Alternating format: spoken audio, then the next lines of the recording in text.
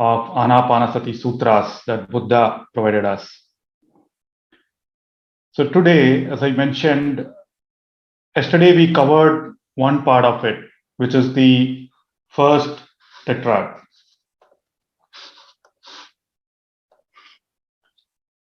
So as you know, as you see on the screen, the Anapanasati sutras consist of 16 sutras grouped into 4 paragraphs. I want each of you to understand Anapanasati in sense of the 16, not just about the Anapana and being mindful. There's a lot more to Anapanasati sutras that's probably not being told elsewhere.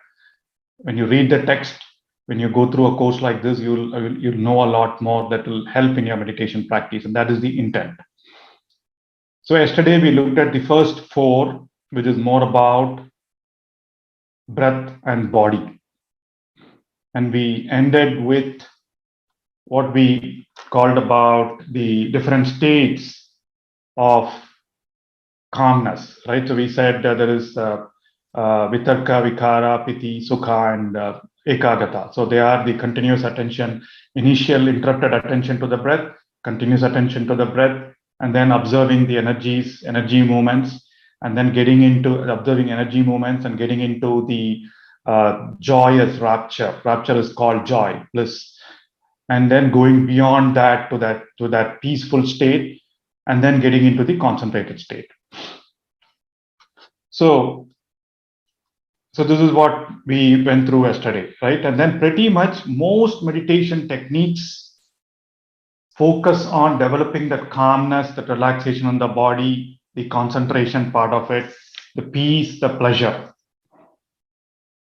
All the meditation techniques out there continue to do that, and then a lot of us get into the delusion, oh, that is all there to meditation, right? So meditation is about getting to that peaceful, empty mind state, and there's nothing beyond it. And that is where Buddha had this wonderful discovery on the breath. And again, there are a lot of techniques that get you into that concentration stage. I mean, you can do anything to do with, as I said, repetition, counting, mantra chanting, music, everything will get you into that meditative calm or meditative joy. And that's when Buddha's real teachings about Anapanasati meditation start beyond the breath and body. And that's what we're going to start with, the feelings. But before that, I really want to kind of narrate the story of how Buddha got to the breath. So as you know, Siddhartha Gautama was born in a royal family about 2,500 years ago. And then a court astrologer told Siddhartha's father that he's either going to be a world-conquering emperor or a world-changing guru.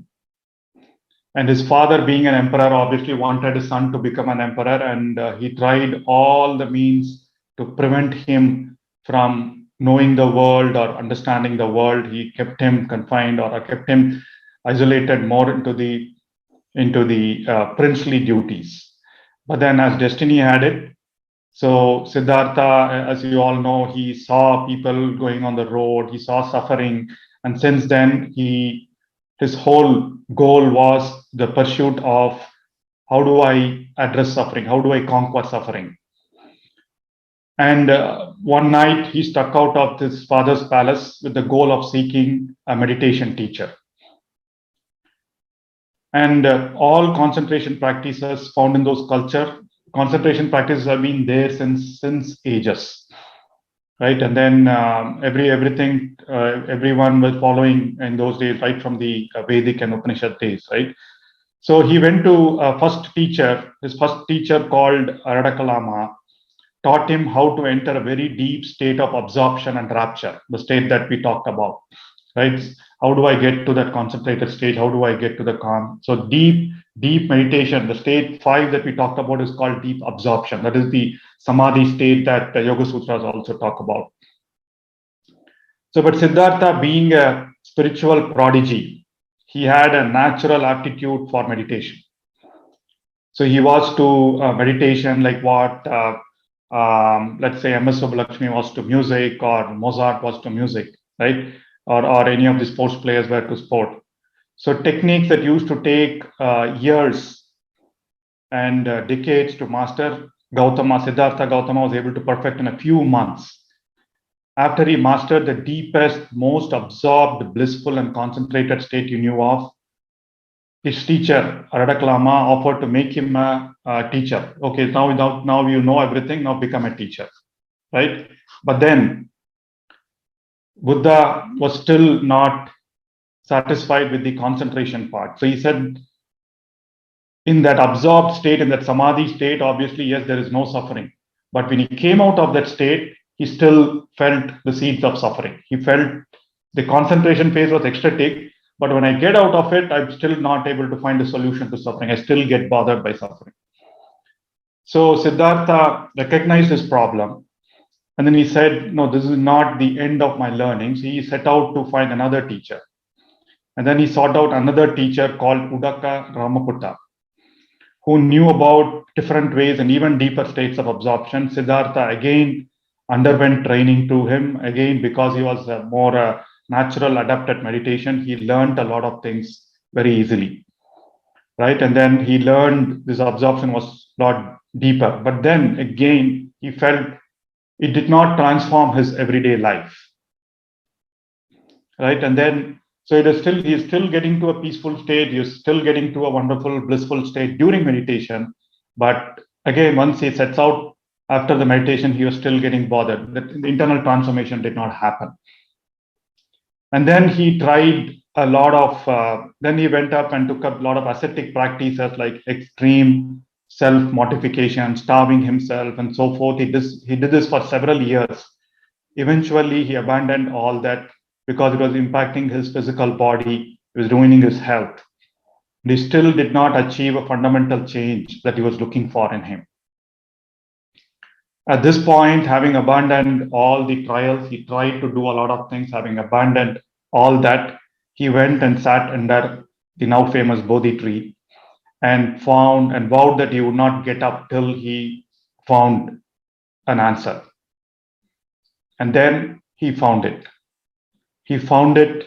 He found that breath, just being with the breath and going beyond those concentrated and absorption stage and investigating the experiences that everyone has is what brings real transformation. And that is where now the word of mindfulness is very popular, right? So this led to all this understanding about the Four Noble Truths that he mentioned, right? So this led to an understanding that would permanently uproot the source of suffering. And he said suffering is imminent, suffering is unavoidable, but there is a way of going through the suffering. That is about being mindful, right? And then he felt the transformation happen. I mean, he saw suffering, he was not attached to it, and then he was able to let go. And that was the whole teaching, as you know. And then people started referring him as Buddha. Siddhartha Gautama became a Buddha or an awakened person because he felt he was detached. He was able to kind of get away from suffering. So that's the journey. And then that is when, again, just being with the breath and going beyond those states is what Anapanasati Sutras is all about. And that forms the core of Buddha's teaching. So what he figured out was going beyond concentration is wonderful. It's a wonderful attention skill, right? But you need to go beyond. Concentration is good, but you need to go beyond concentration. And that's an entirely new attention skill. It's not concentration, it's mindfulness. And that is when you gain insights about you and suffering and nature. The meditation practice, a lot of us have that view. It's not about calm. It's not about just the concentration. Calm is a vital step, right? And a lot of us feel peaceful and we stop our meditation. We continue hours and hours of meditation, but we always are in that peaceful, blissful state. But the point is you need to go beyond that. A lot of people get into that, okay, I'm happy, I'm wonderful, I'm having wonderful meditation every day, right? And then they feel that is the good place to be in.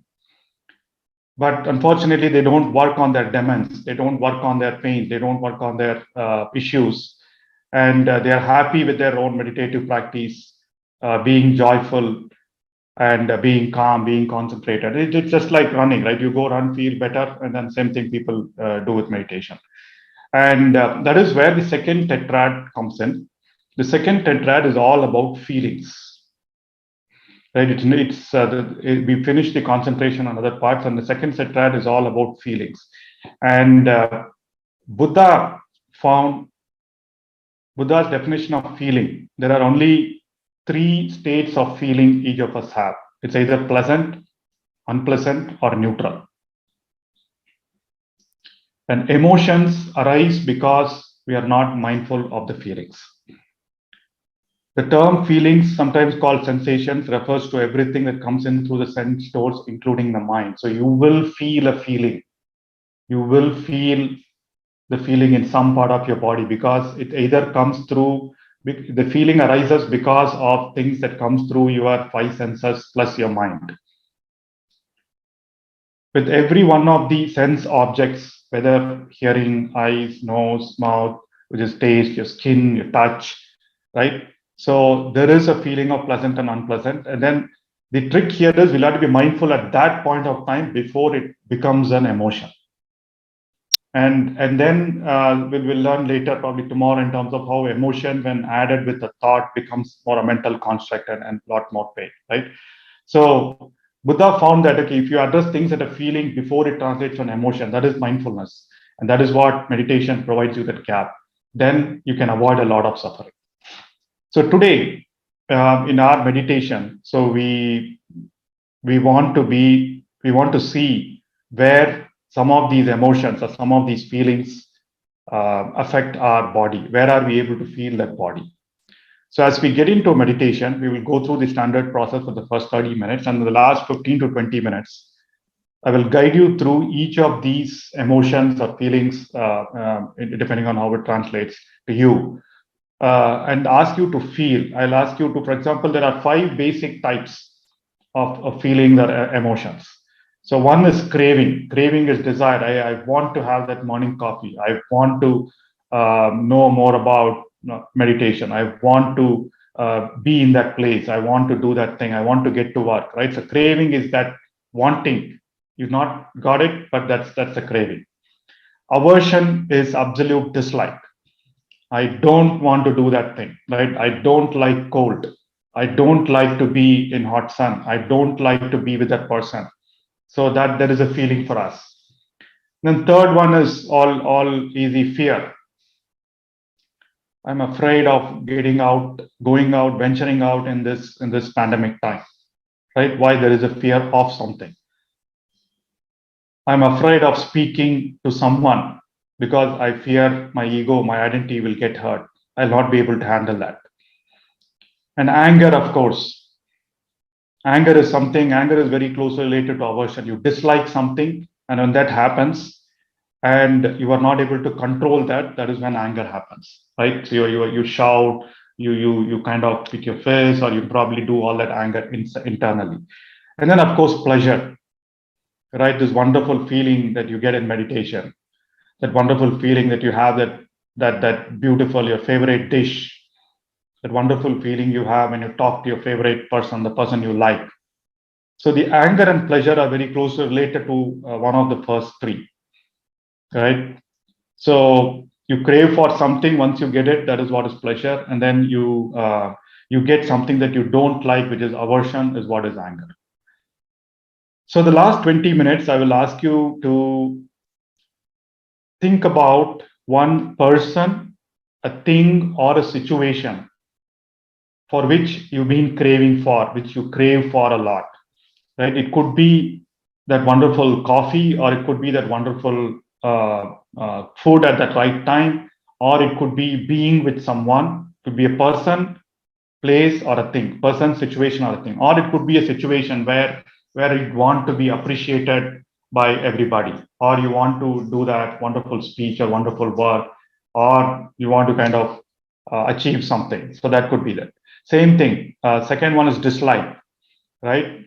A person, a situation, or a thing that you absolutely dislike, right? So when you think about it, I would guide you to feel, where do you feel that feeling? Obviously, the feeling is translated into some part of your body. right? The craving could be, you might be feeling in your stomach, or the dislike is sometimes you could feel in your shoulder, because shoulder stressed out, because when you dislike, your breathing changes. Fear could be anywhere, again, could be a stomach, could be a shoulder, or any of your arms. Anger is usually your chest area, or even throat area. Anger is, that is when you want to shout out, right? Anger. Pleasure could be more in the head, or any part of your body as well. So, let's dive into what we call as mindfulness of feeling meditation. Right? We will start with the same breathfulness routine, and all of you know what we need to do. So we'll get into 5 to 7 minutes of equal slow breathing, and then fall into following our breath, which is anapanasati meditation. The last 15 minutes of the meditation, I will guide you through mindful. Remember, the second part of the meditation, I usually ask you to feel body sensations. And when we get there, I'll ask you to feel the body sensations for each of the emotions. All right. So the remaining part of it we will cover in tomorrow's session. So I see someone raised a hand. I mean, can you please type it on the chat window, sir? If you have a question regarding the process.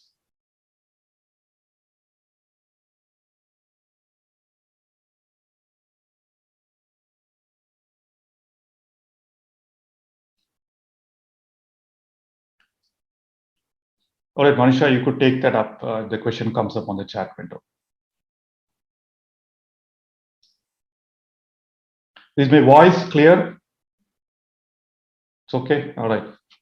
So someone is saying there's some disturbance. All right, my dear friends, we'll start playing the music during the relaxation mode itself, and we'll continue with it, some light music.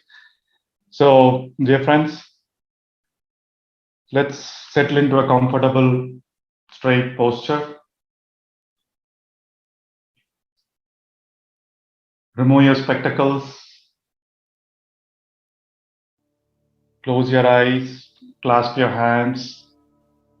Cross your feet at your ankle if you're sitting on a chair. Relax your shoulder. Relax your body. Sit in a comfortable, straight posture with your back arched, no straight back.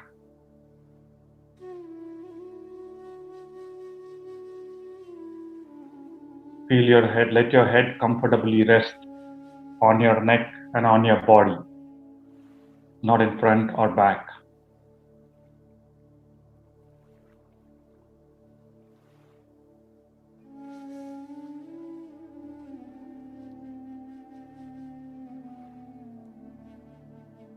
Slowly bring your attention to your nostrils.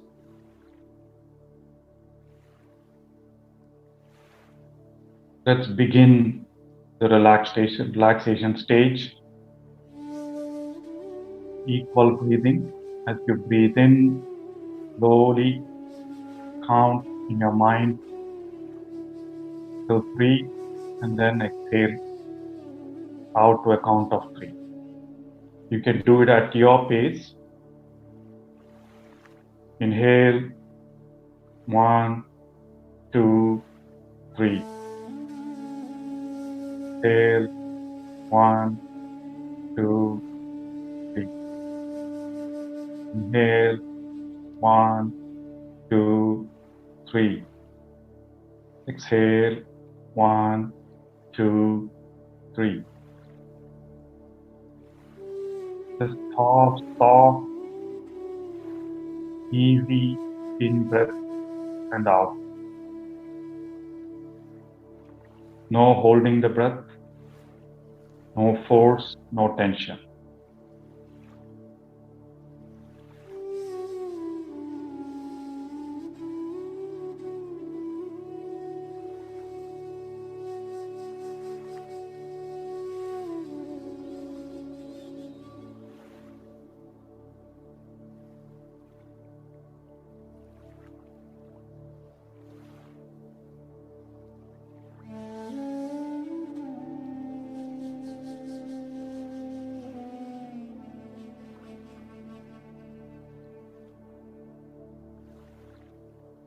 Be fully conscious of your breathing. Feel your chest and tummy moving up and down as you breathe in to a count of 3 and out to a count of 3.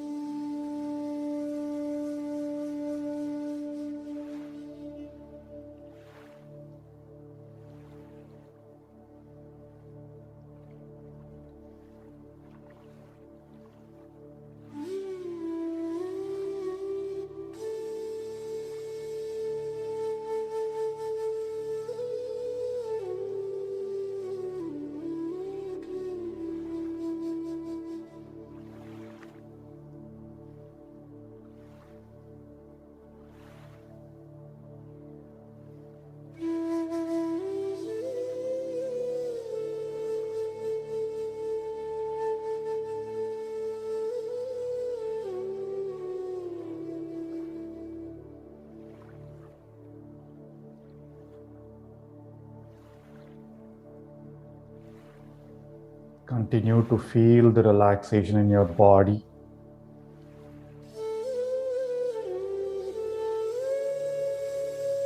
As you become fully conscious of your in-breath and out-breath.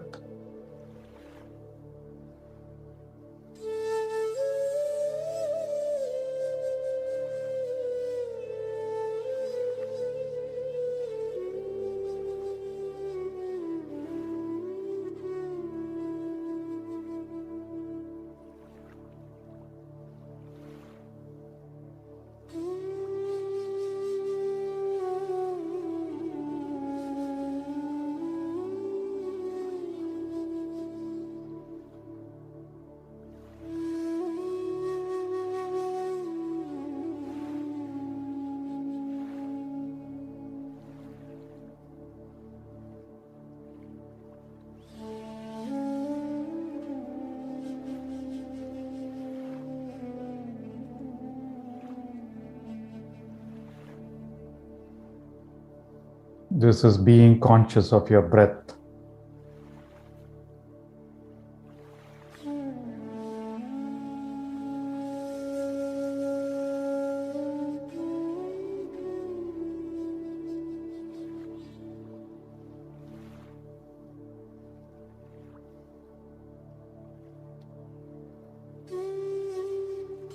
You can increase your count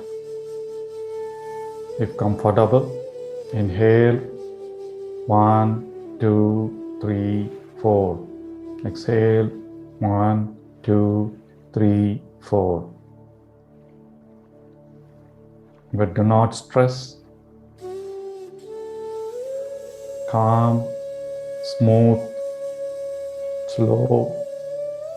Inhale, exhale.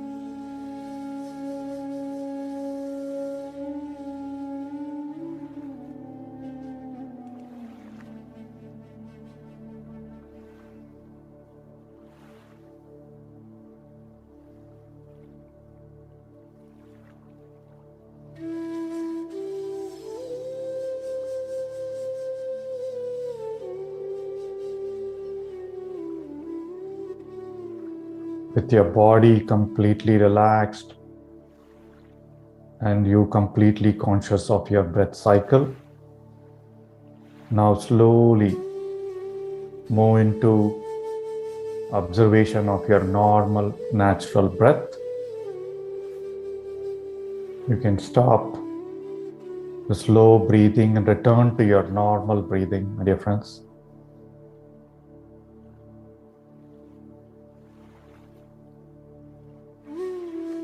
Follow your natural breath cycle.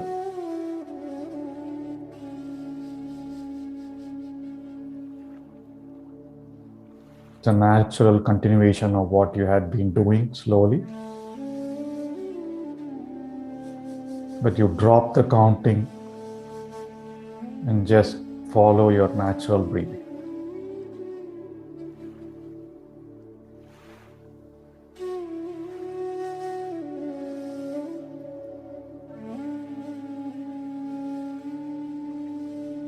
Breathfulness meditation or anapanasati meditation is absolutely effortless.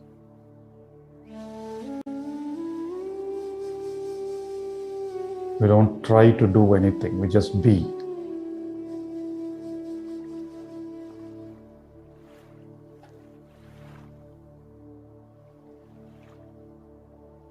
And we are learning how just being with the breath brings about a transformation in our physical, emotional, mental, and spiritual beings.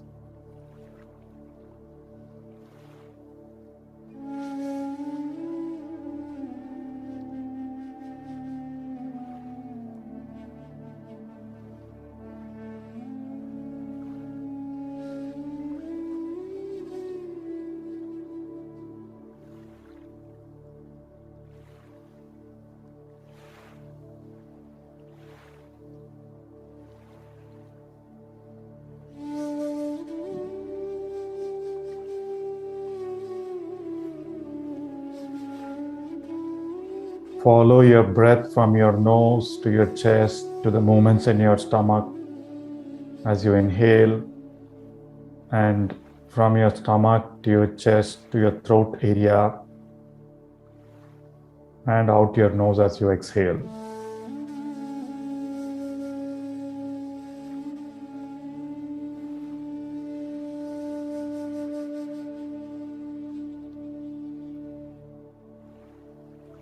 Any thoughts or mental distractions,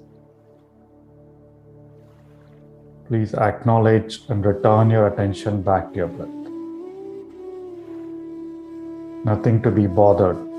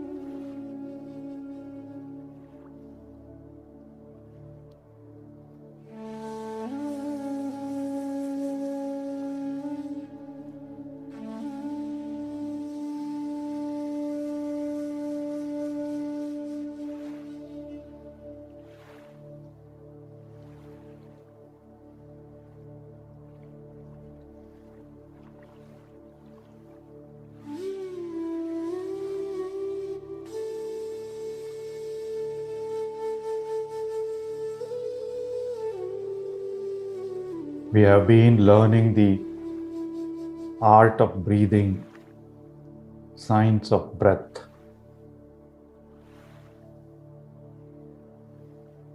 The only way we can be grateful to our breath is just paying full attention to our breath cycle.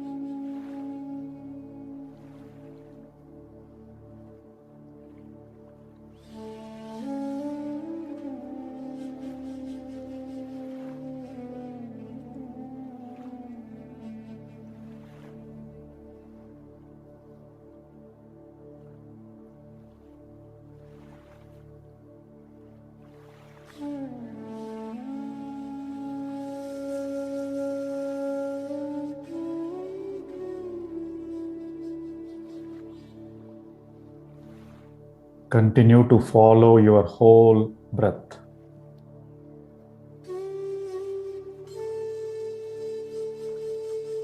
While continuing to breathe naturally.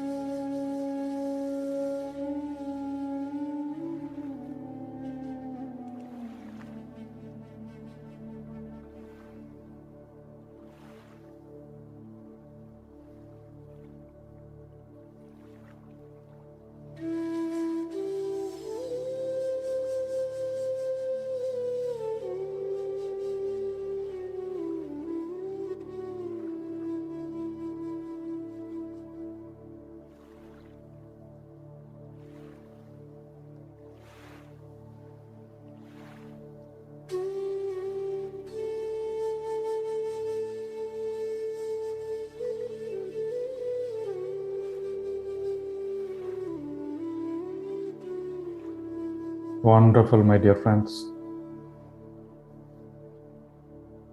Continue to feel the calmness in your body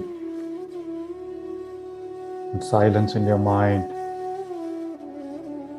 as you be with your normal, natural breathing.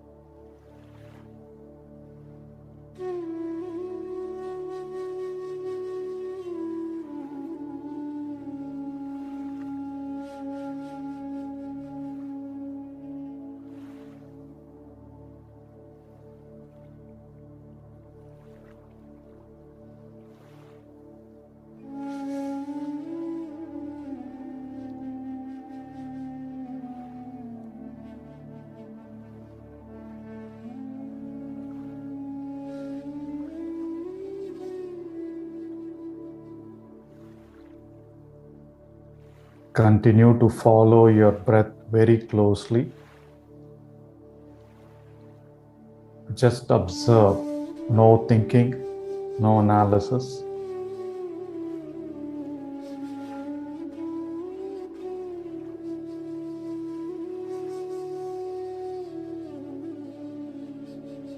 If you get distracted, gently bring your attention back to your breathing. Nothing else to do.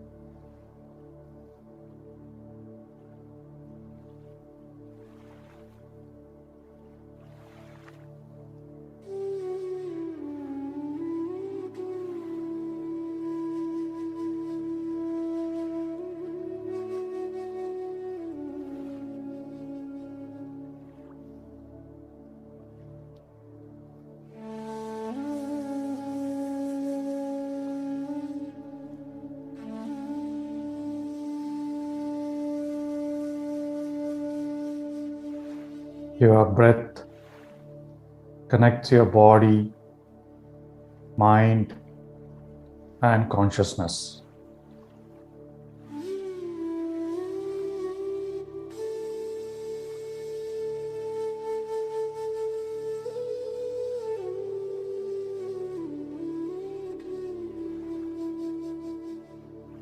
Being mindful of our breathing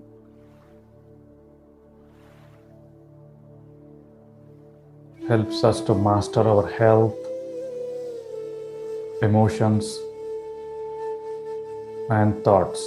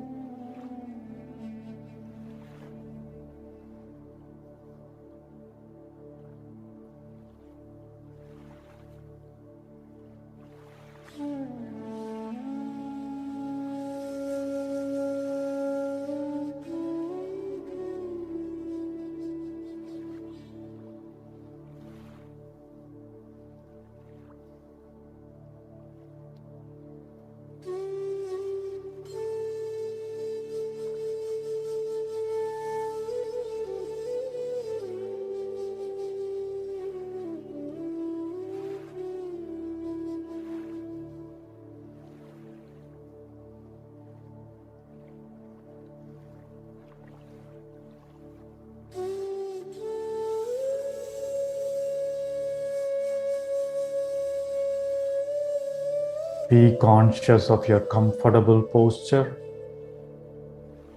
your natural breathing rhythm.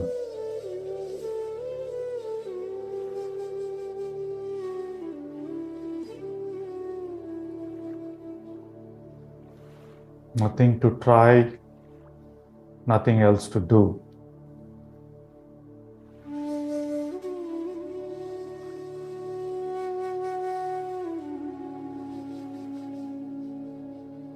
Feel the calmness in your body and emptiness in your mind.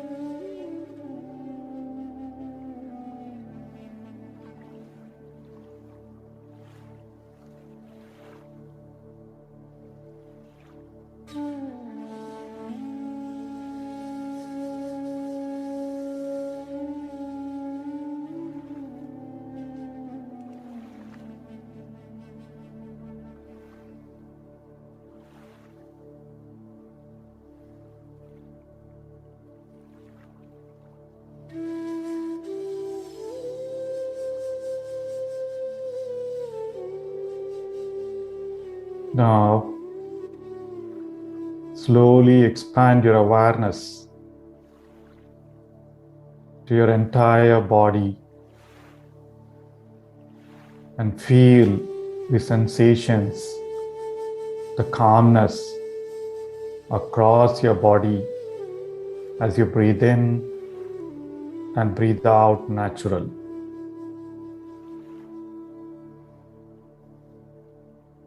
Feel the breath flowing through your entire body.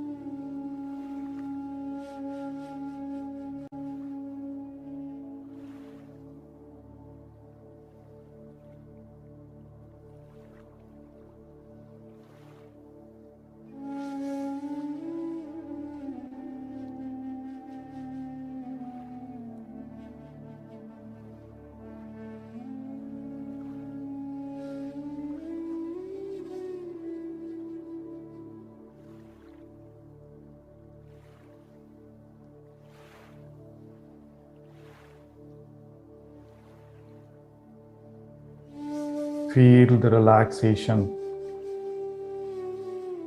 any sensations in different parts of your body due to your breathing.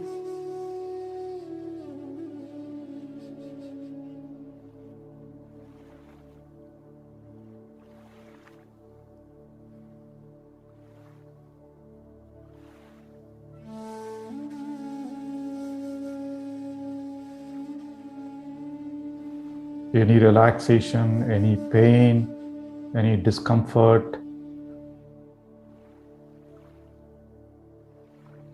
move your attention to that part. Breathe in and out.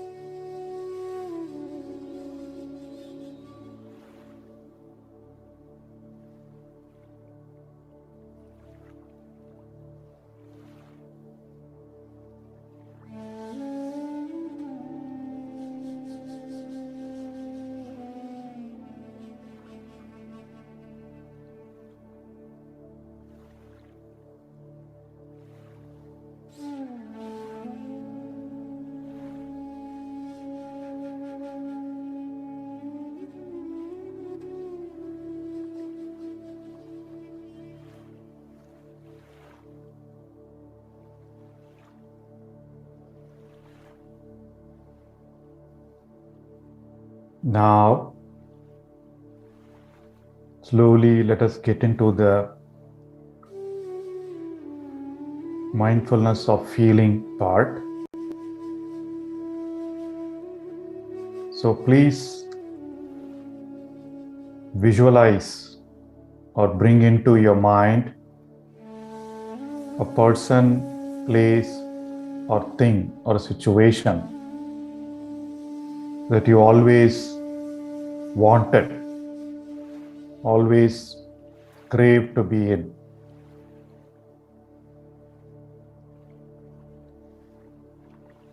Think about the person, situation, or a thing that you always wanted to have, wanted to meet, or wanted to be in.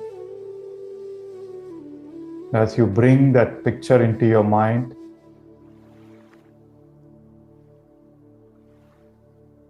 scan your body for where you are feeling a sensation due to that thought.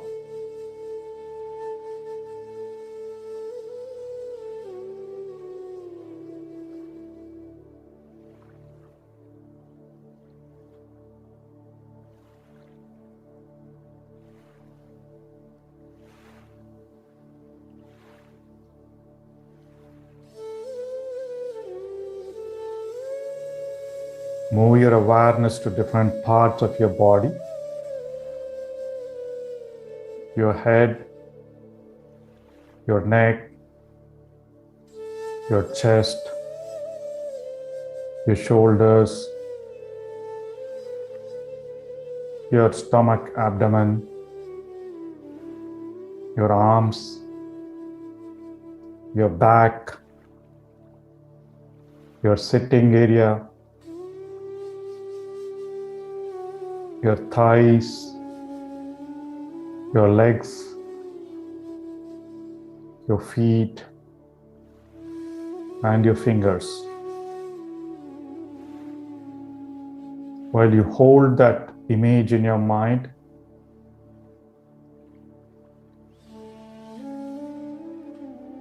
observe where you notice sensations. You will have some sensations in any part of your body. Could be a pleasant feeling, or could be a neutral feeling. Could be an unpleasant feeling.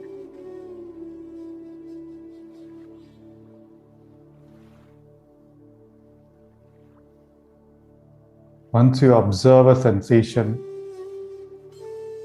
just breathe in love, breathe in gratitude to that part of the body.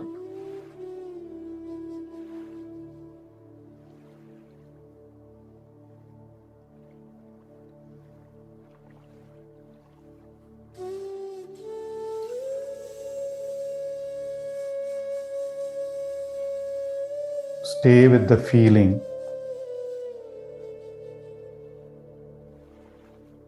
No analysis.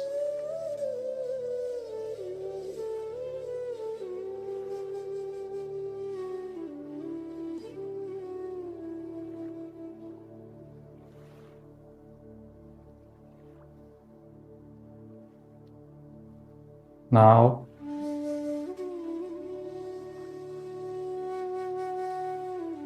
think about a person, a situation, or a thing that you absolutely do not like or like to be in. Something that you want to avoid, something that you're not comfortable with.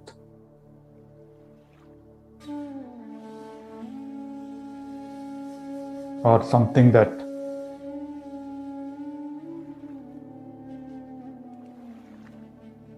you wouldn't want to have someone go through.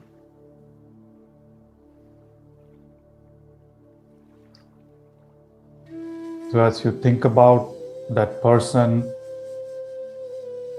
whom you don't like at all, a situation you do not like to be in, you want to avoid, or some specific thing, could be a food, could be an idea, Could be some specific place that you do not like and want to avoid. Have the picture in your mind and now scan your body for where you're feeling the sensations. They could be intense in some parts. Could be a pain in your back, in your heart region. Could be discomfort in your stomach. Scan your body from the top to your bottom, to the feet.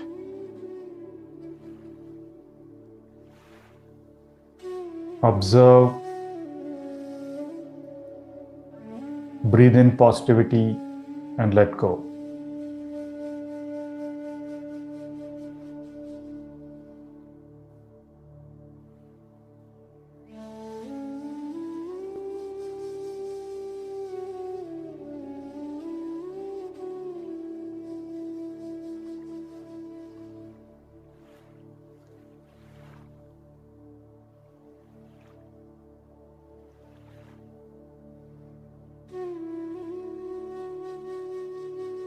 Feel the unpleasantness fully,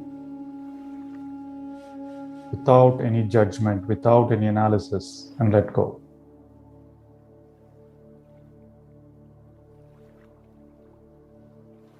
Every feeling, every emotion has an impact on our body.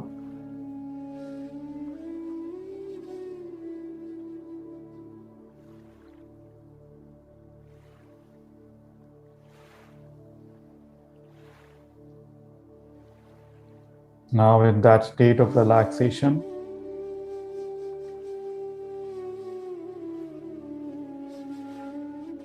let's move into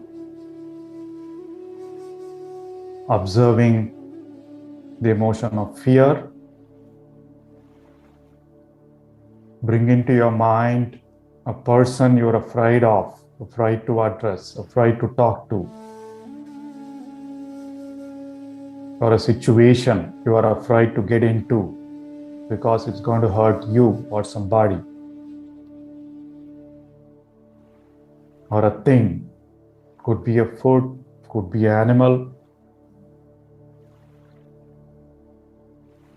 that you are afraid of, that you are fearful of,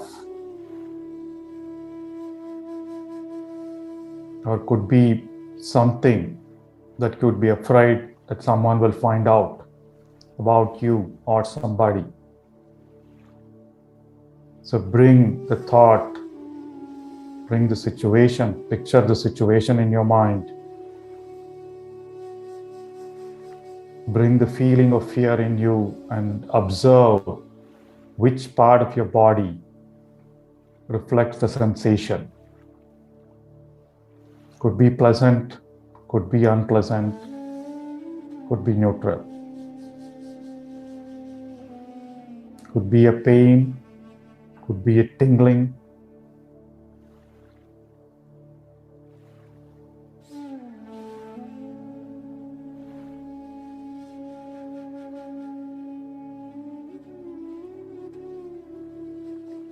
Do not hold anything tight. Breathe in positivity to that region. Let go and move on to the next part of your body.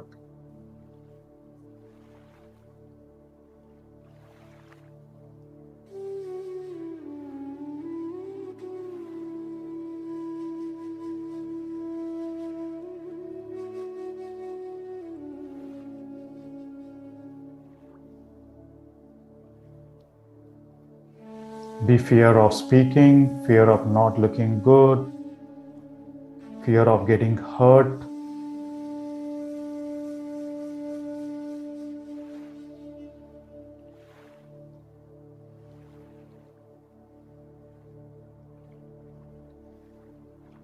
Fear of failure, could be anything.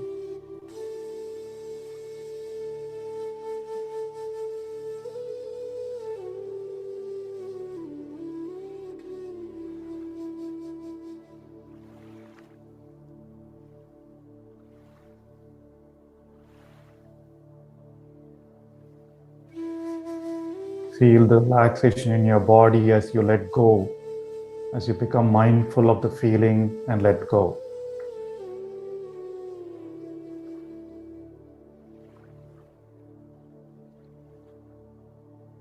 Good way to let go, say thank you.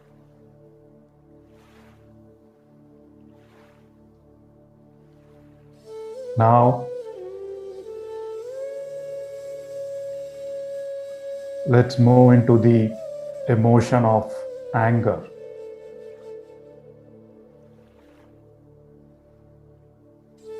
Bring into your mind a person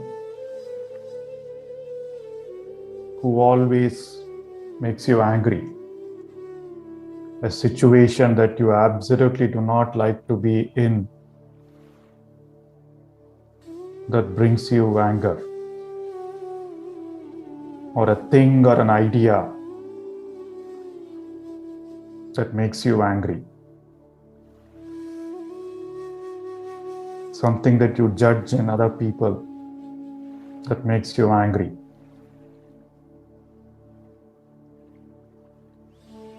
As you act the emotion of anger, feel where in your body you're feeling a sensation due to the anger. It could be your throat, your head, your neck,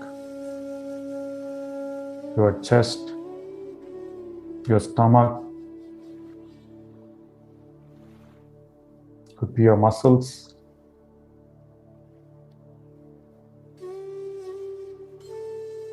Scan from the top of your head to the bottom of your feet. Observe, feel, let go.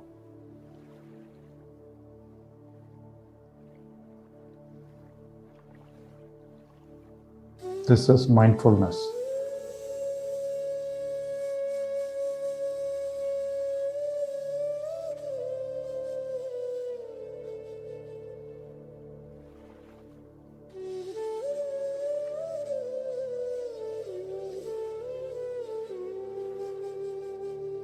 No analysis, dear friends.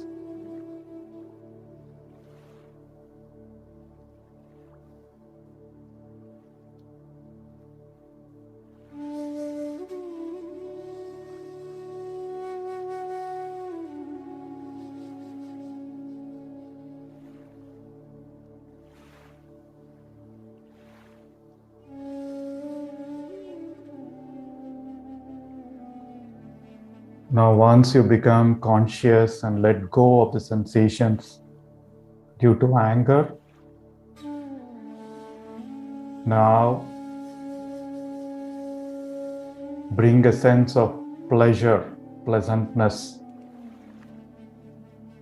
Think about someone who makes you feel happy, someone you'd love to see every day, or some situation you love to be in, or some food item or a thing that you've been wanting. Now that you have that, you feel very happy. So feel a sense of pleasure in your body, something that brings a smile to you. Think about that person, thing, or situation, and observe where in your body you feel the sense of pleasure. Scan from your top of your head to your feet.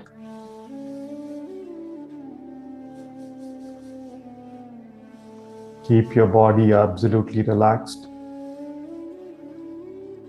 Breathe normally.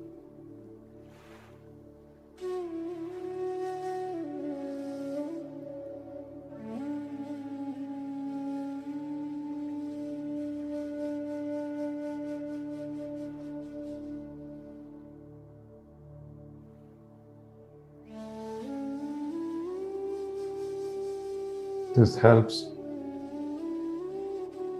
to train us on being mindful for both pleasant and unpleasant feelings.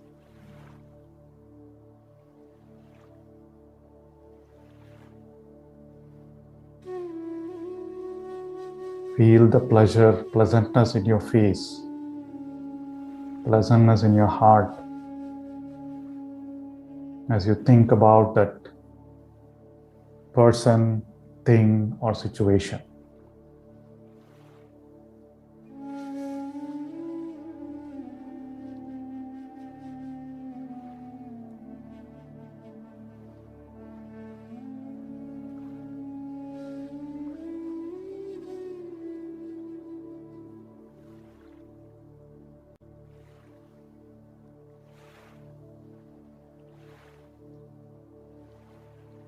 As we've learned the art of being mindful with our feelings, my dear friends,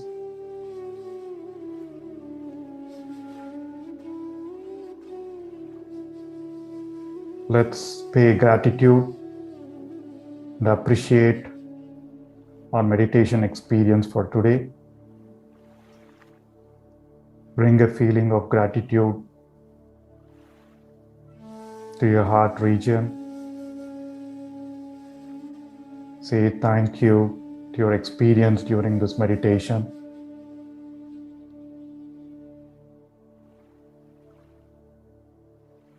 Feel grateful for anything that's happened the last 24 hours.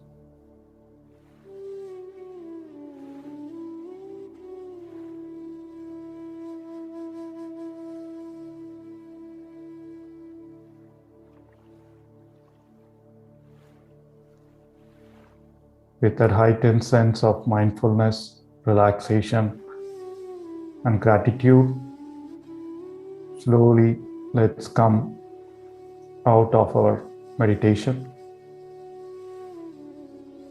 Relax your body. Become aware of the surroundings, the room you are in.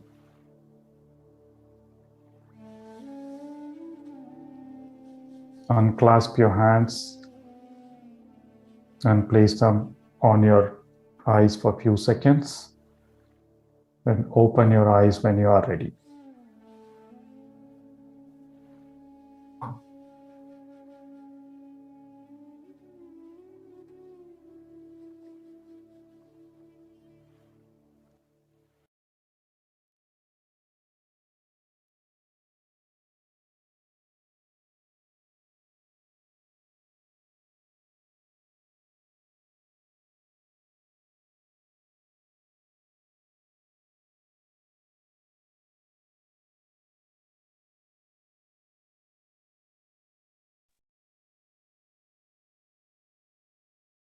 Wonderful, my dear friends. I hope it was a relaxing and mindful session today.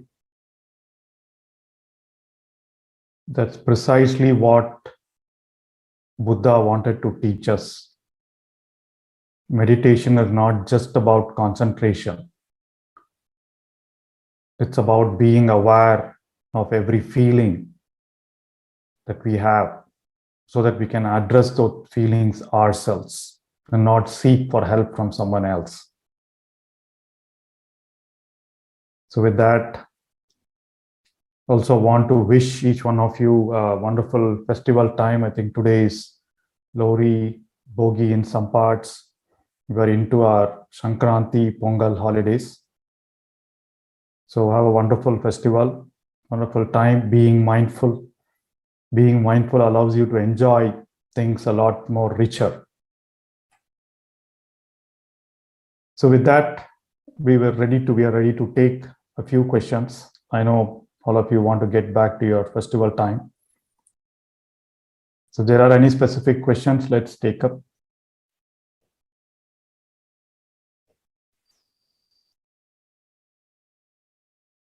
Thank you, sir. It was really a wonderful session. Thank you. There is one hand raised from Upendraji. Can you please unmute yourself? Yeah, hello, ma'am. Hello, sir. My question is, as we are in the middle phase of the meditation, like Anapanasati, so we said we have we have to aware of a breath, right, as well as our feelings, and and like you also mentioned that aware of our breath, whether it is long or short, are also aware of thoughts and feelings. So, how can we prioritize those? Like, at what time we need to, aware of breath, and how this transition and everything goes. Yeah. That's my question. Yeah, good question. So all you need to do is just be aware of your breathing. That is all. So as you continue to be with your breath, if you get a thought, if you get a feeling, if you find some body sensation happening, you can become aware of that and then come back to your breath. So Anapanasati meditation is about just being with your breath. But as you continue to be your breath, you will start feeling those feelings. You'll start getting those thoughts. When you get those thoughts, you become aware of the thought and come back. You become aware of the feeling and come back, right? So once that process is over, automatically things will happen. You'll feel a sense of calm throughout, right? And only thing you need to do is to just be with your breath. So there is no transition. There is no conscious transition between, okay, I need to have a thought, a feeling, and all that. Oh, so main thing is we need to focus, like our attention always should be on breath. Breath, yes. The reason we ask you to follow your breath, inhale, exhale closely is so that you don't get distracted by other thoughts. That is all. Yeah. And one more question. What's the main difference between the Anapanasati and the Vipassana meditation? Yeah, so Anapanasati is kind of the entry point to Vipassana. So even in Vipassana, they start with the breath, mindfulness of breathing. And as you continue to be with mindfulness of breathing, it turns into Vipassana. When you start observing your sensations, you start feeling, analyzing, and all that. So Anapanasati is like the first part, and probably you can consider Vipassana as the second or the next part. Okay. And one more thing, one last question. And like when we meditate, right? When we feel some sort of an overwhelming feeling or something like that, and what should be your advice to at that time? Yeah, so you be with the feeling and come back to your breath. That is all. So you don't get attached to that particular feeling, be it calmness, be it any other emotion. I mean, a lot of experiences happen where people they can cry or can get that wonderful blissful feeling. So you be with that and then again return back to your breath. So only guidance is always be with your breath. All those states come and go. Only thing is we don't want to be attached to any of those states. Thank you, sir. Thank you so much. Thank you. Thank you, sir. Rajesh ji, can you please unmute yourself? Yeah, good morning, sir. Morning, Rajesh, sir. Yeah, good. My question is, sir, when we are in the stage of coherent breathing, that is the equal breathing, we are consciously, counting and breathing accordingly. But when you tell us to shift to a normal meditative breathing, at that time my breathing becomes very shallow.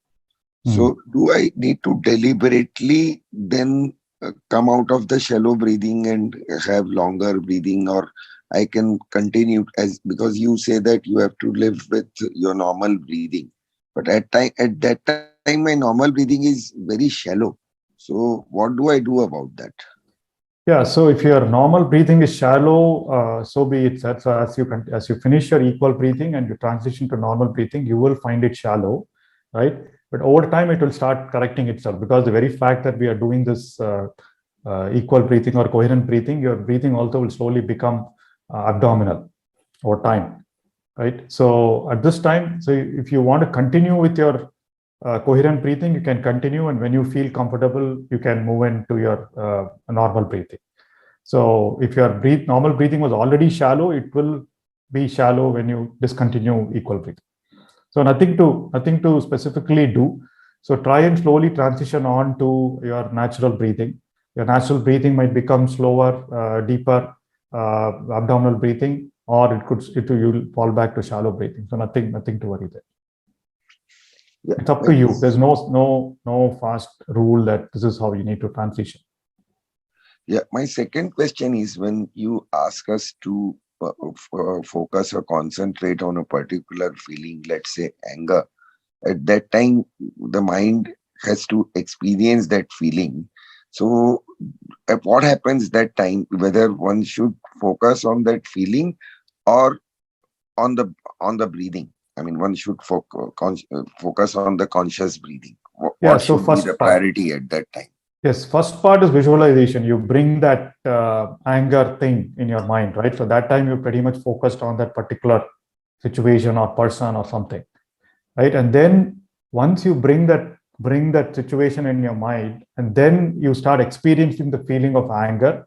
So the second part is you observe where that sensation happens, right? And then by all this time, you'll continue to be with your breathing. Maybe you may not be completely conscious of your breathing.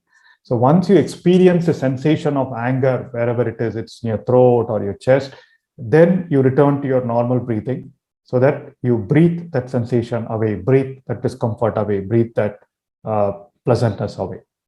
So 3 steps: you bring the picture, you feel the sensation, and then breathe the sensation. Thank you so much, sir. You have Welcome, sir. Really helped us. Yes. Thank you, sir. There is a question from chat window. Am I sleeping or in trance state or in meditative state? How to know this? If you are conscious, you are in meditative state. If you are not conscious, then you are in a sleep state. If you are in a trance, you wouldn't even know. You wouldn't even be asking this question. Yes, that's a good answer. Thank you, sir. There is a hand raise. Kelushkarji, can you please unmute yourself? I have a basic question. Sometime in the middle, sir and ma'am, thank you for such a wonderful meditation first.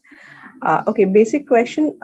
In the middle of the meditation, sometimes you have that sleeping feet or a tickling feeling in the leg, and you have to stretch your leg. So that breaks your concentration. Chiti ana jisko bolte hain. You have that your feet tend to sleep, or it gives the tickling feeling, and you have numbness. Yeah. So that is it because of the shallow breathing, or what is the reason for it, and how to get over it, or how will that go? Yeah, so it by practice. So I mean, don't you have the? I mean, is it because you don't have the habit of sitting like that in that posture for that long?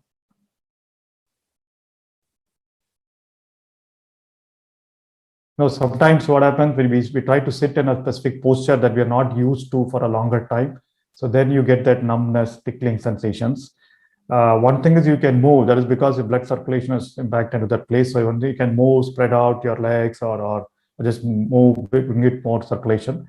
And if it's continuing to bother you, then the trick is you breathe into that. You feel that sensation. You move your attention to that sensation. And over time, that sensation goes. That applies to anything. If you feel a pain anywhere, it will be if you feel a pain anywhere, it's bothering you, you then focus your attention on the pain, and slowly the pain will dissolve. Same thing with any discomfort.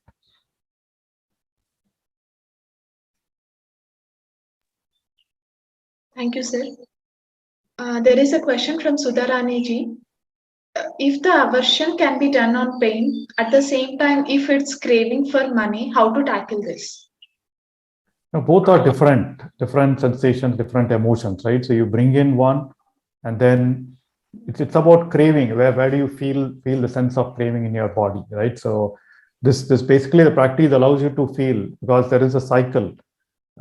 Initially, there is a feeling gives rise to emotion gives rise to thought, and thought gives rise to action, right? So we are trying to find what Buddha said, instead of becoming mindful after you get that emotion and after you act, which is too late. Now this practice allows you to find that when in that cycle, so at the feeling stage itself, you become mindful and then abruptly change your action, right? So craving is a separate feeling, separate emotion. Anger is a separate feeling, emotion. You can work on it individually, and you can feel that craving, you feel where it is. And so next time when you feel that craving, you are clearly know, okay, this is craving. It's same thing to do with anger. So both are different. Both can be handled or should be handled differently. Thank you, sir. Kelushkarji is back, so she wants to speak, sir. Yeah. Sorry, sir. I unmute. Okay.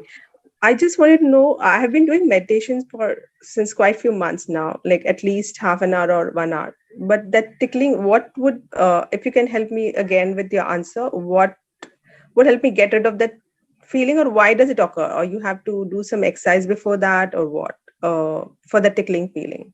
So you don't get disturbed during the meditation. Yes, so definitely some kind of leg movement, leg exercise will help. But then if it's really bothering you during meditation, as I said, there are two ways to do it. One is definitely you can just move. I know it probably distracts you a bit, but you can just move. At least you can feel comfortable and then get back to your meditation. The second way is to make it the focus of your attention. Make it the object of your meditation, right? Instead of breath, you focus on the tickling. You be with the tickling sensation, right? And then again, a very common Buddhist practice, you be with that sensation that disturbs you, and then that particular feeling or sensation will go away. So one is physical, and the second one is you can address it through making it an object of your meditation. You can try it out, or that's what basically you try to breathe into that sensation. You completely become mindful of that particular sensation, and over time it will let go. Okay, fine. Thank you. Thank you, ma'am. Mahendraji, can you please unmute yourself? Yeah, good morning, sir. Thank you for a wonderful meditation. I have two specific questions regarding the breathing that you have told. First one is that when we go into meditation, you said the breathing will become shallow. Now, at times it happens that we even don't feel like breathing, that if we are going to breathe, then it's going to disturb us. So how to handle that situation means, and there is a long pause between the breaths. Yeah, so when I said meditation, breathing becomes shallow, your breathing becomes normal. You come back to your normal breathing, right? And then as you continue to be with your breathing, there will be moments where you get into a state where you probably are not aware of your breathing, right? Aware of yourself. We still say conscious, but you're probably not, you feel a state of empty mind, right? So that is fine. And I didn't understand the problem in the question.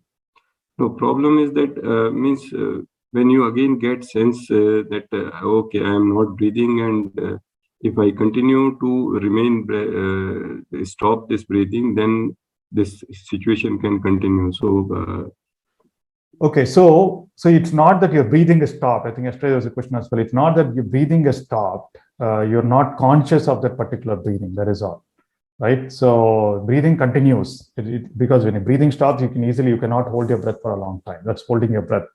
So you're not aware of your breathing, but you are in that state of calmness. You continue to be in that, and when you recognize that it's over, then you can come back to your normal natural breathing. So it is not breathing is stopped. You are not aware of your breathing.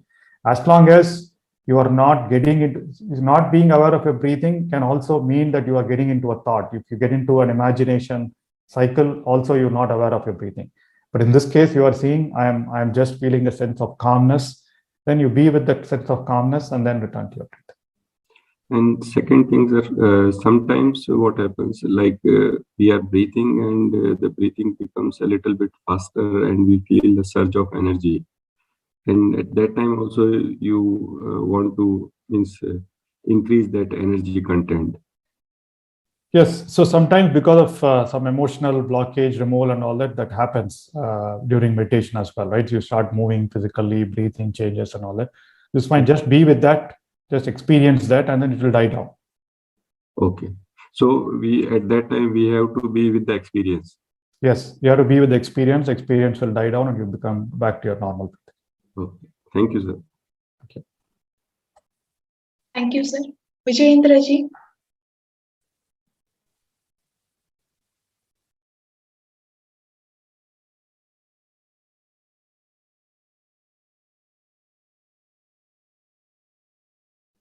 Sir, you can start speaking, sir. Good morning, sir. Good morning, sir. Can you hear me? Yes, sir. Please go ahead. This session was, as usual, super, and it has given a lot of information which everybody wants. One question I've got is, do we meditate on a daily basis? It is not the same. Some days You feel that yes, don't even remember that you are sat for 1 hour. Some days you just can't. You don't feel that you are doing properly the meditation. Why does it happen like that? That is how things are, sir. In fact, for even advanced Buddhist practitioners, that the situation, that is what Buddha says. That is the state of impermanence. Nothing is same, right? So everything is every state is temporary. So yes, there are days when there are meditation is good. There are days when you feel that you've not had a good meditation. But as I said, the fact that you sat in meditation, closed your eyes for 40 minutes, it's absolutely wonderful enough, right? And yeah, the two things, I mean, the learning from that is we are usually attached to something called good and something called bad. And that is what Buddha says. So it doesn't matter, whatever the state, you accept it and go. So whether it is a good meditation or a bad meditation, it will continue to happen. And the teaching for us from there is you don't feel, okay, it was not a good meditation, or I should have been better, or us going and analyzing why was it good and bad. So the best thing is to just accept it and let it go. So it will happen. It is a normal process. And the learning for us from that is just acceptance. Usually I wear the pyramid cap to do it. Some days, at least one half a dozen time, it falls to my head. So how do you stop that? Tight properly or leave it as it is? It falls, you're saying, is it? Yeah, it falls down. Oh, it falls down. Then it's a question of. I think it could be because that my angle of my body sometimes falls forward. It's possible. But do you have a strap? Do you have a strap? There is a strap, but the strap is a little loose, I think. So I have to do something for that. So that's something physical. You have to change the physics of it. Okay. Then is it better to have the other type of pyramid which is on the top, which you can? Yes, sir. Instead of a cap, you can sit under it, like our sir Sridhar sir sits under a pyramid chair. So you can do that as well. Yeah, I see. Thank you. Thank you very much. Thank you. Thank you, sir. There is a question from Arun Kumarji. We see Buddha and Mahavatar Babaji sitting in Padmasana, while we are advised to sit in Sukhasana. Why is it? Now again, the ideal state, we are not advising to sit in Sukhasana. The ideal state is Padmasana. I mean, what do you call that? Lotus posture, half lotus posture and all that. Just because we are not able to sit in that position for a long time, it's okay if you start with a sitting posture and start focusing on your breath, because for us today, the bigger problem is handling emotional stress rather than physical stress. So yes, over time, you'll also get to that. Once your body becomes flexible, you'll start feeling comfortable sitting in Padmasana or a lotus posture. Thank you, sir. There is one more question from Kriti. I was not able to feel which part was being affected when bringing up the feelings or cravings. So how to tackle this? Yeah, so it's again a question of bringing more mindfulness. Again, with practice, you will get it. So next time during a daytime, when you see a person, could be a parent, could be a kid, trying to make you feel angry, or you're trying to have something, some food or something, that time you can notice the feeling and see where it is affecting. See, it will, in fact, it's a question of practice and awareness. And that is what we try to learn. Continuous process of meditation allows you to be conscious of that feelings. Thank you, sir. There is a question. Yeah, one more last question, sir. From Lataji. I heard all the instructions, but I did not consciously follow. Either I was in a trance or sleep state. Should I get back to consciousness to follow the instructions? Yeah, so if you're continuous, if you're feeling comfortable in your meditative state, that is fine. But if you want to practice this meditation, feeling conscious of each of your feelings, you can go through the video and then follow that again. So yes, I mean, the meditation that we did was more about mindfulness of feeling. If you want to do that mindfulness of feeling meditation, you can go through the video and follow the instructions. Or if you feel comfortable getting into a meditative state and then continuing with your normal meditation, that's fine as well. Thank you, sir. All right, my dear friends. So I think it was a good number of questions, and then we took a good amount of time. I hope it was useful. And again, this, as I keep saying, this is just a net practice, and the same kind of mindfulness of feeling can always be brought into your daily activities as well. And that's what Buddha tried to achieve. How does meditation really transform a person, transform the perspective of a person, rather than just getting them into wonderful concentration and joyful states? So with that, we'll see you tomorrow morning for another session on the feeling tetrad of Anapanasati Sutras. So till then, have a wonderful festival time with your loved ones. Enjoy, have a nice day, and breathe consciously, stay mindfully. Thank you, and see you tomorrow.